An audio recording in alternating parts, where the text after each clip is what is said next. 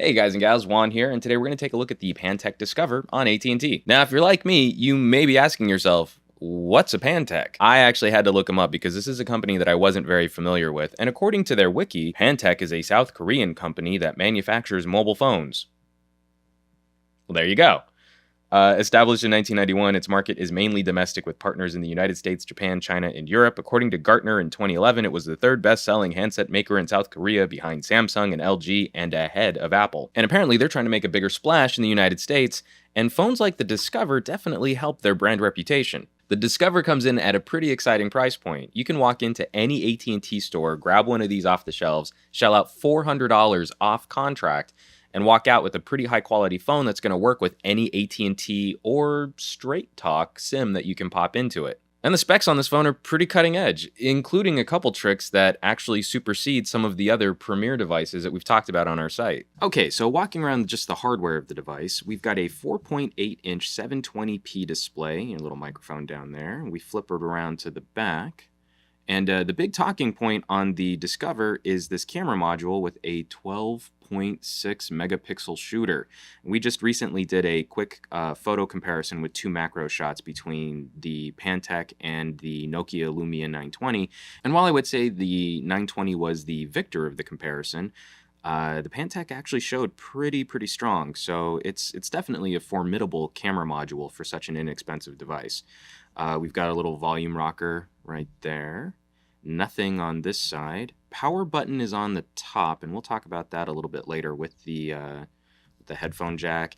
And we've got the micro USB port down at the bottom. So 16 gigabytes of onboard storage, and if we pop off the back, there is a micro SD card slot for you to add up to another 32 gigs of storage. 2100 milliamp hour battery provides decent battery life. Again, these larger screened devices expect to be running a little lean on battery by the time you make it home for dinner. LTE, big bright screens, they take a lot of juice. The build quality, it's kind of hard for me to show you guys this. The case is just a little creaky on this corner here, which I've heard is a common complaint about the back plate on this phone. It's a sort of a light quality plastic, something similar to what you'd find on a Samsung phone, but I find that the clips that they use to hold the back plate in place just don't seem to lock in quite as nice as some of the higher end phones that we've played with, especially phones like the Galaxy S3. You can see the contour of the phone has a very nice sort of pleasant organic shape. This is sort of a nice matte, grippy faux carbon fiber back. But this shape right here, this scoop on both sides, which sort of creates ears for the device, these are stereo speakers. And I love any time that we take a phone and we do something creative with the audio on the device. Instead of having just some tiny little speaker on the back that you're covering with your hand, or it's just pointing in the wrong direction, essentially. When you're holding this device and alerts go off, or if you're listening to music or watching a video, the sound is coming out the sides. So working and recording, the first thing I wanted to do was try out these little speaker guys here on the sides of the device. And doing a quick little music test here, I was pretty impressed.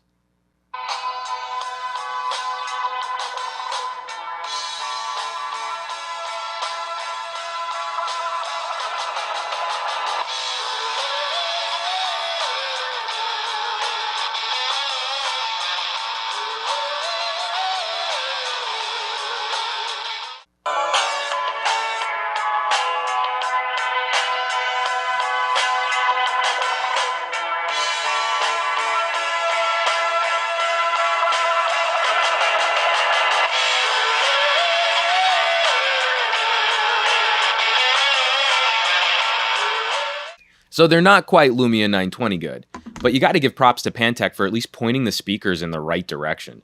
And that's a huge evolutionary leap forward for our smartphones, because putting speakers on the back of your device, I just don't think cuts it anymore if you're looking for a nicer multimedia experience. And these just do a phenomenal job, especially when you're watching YouTube videos, watching Netflix, or even just playing an app. You know, as you're gaming on the device and the sound's coming out of the sides, it just sounds so much richer and clearer than if the sound were coming out the back of the device where you'd be holding the phone and blocking the speaker anyway.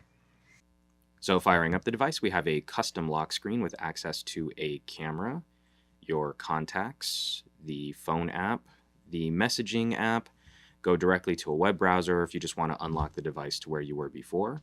Pantech has skinned the device, and they've also put on their own custom widgets. You start with 3 home screens, which might seem a little odd, as a Samsung might have 7 that you can go through and customize, but you are able to add more if you wish to do so, and then you can also set the home for wherever you want it. The other interesting adaptation that they've got is down at the dock, you can also swipe to add more shortcuts. So if you just want to drop a couple icons down there, you have quick access to up to 8 more apps depending on where you want to put them. And so you don't necessarily have to keep rows of apps on your home screen. The look of the device is very clean. Adding shortcuts to your notification tray is sort of standard Android fare at this point. And thankfully, NFC is on board. Unfortunately, this device is not currently supporting any mobile wallet solutions. So Google Wallet or ISIS will have to wait for a secure SIM to come out for this device to support those. Pantech has definitely softened the look of the settings menu as one extreme customization. It's very bright, it's very vibrant, it's very colorful. They have also experience, they call it the easy experience, to further simplify the Android operating system. And they even have a video that you can play so that... Hello, you've chosen easy mode, and this video will familiarize you with some key features. This is the easy mode home screen, an easy to read screen that gives you quick access to your phone's most useful features in... Now, I'm not going to play all that video. I figure if you're watching this video review of the Pantech Discover, then you're probably already a little bit more tech savvy than the easy experience would be for you. So, but for those of you who are maybe helping a parent or a loved one shop for a phone and they're maybe not the most tech savvy, the easy experience is definitely a simplified way of navigating the Android UI. So it's appreciated, especially on a device this inexpensive. Maybe the one bummer about this phone, and this is the one area where it's certainly a bit more budget, is the fact that the version of Android on board is 4.04. So this is Ice Cream Sandwich. It's not Jelly Bean. You don't have access to Google Now. It's rocking the same Qualcomm crate that is found on the United States Galaxy S3. So performance doesn't suffer tremendously, but it doesn't have the same cachet. It's not as up-to-date an experience as some of the other phones that we've played with. Now, the one area where I don't necessarily love the skinning that Pantech has done here would be on the web browser. When you pull up the browser, it's just a little busy and cyber cutout-y. I don't necessarily like this look right here. I'm not a big fan of browsers like the Dolphin browser, for example, which I think just looks a little... it just looks a little too cyber for my tastes. I like something a bit simpler. I like the look of the AOSP browser, completely stock.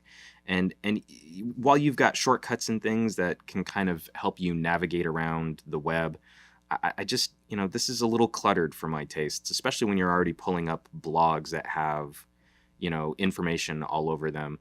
It would be nice to have something just a little nicer. So, of course, one of the first things I did was install Chrome on this browser, on this phone, just so that I had a simpler browser to use.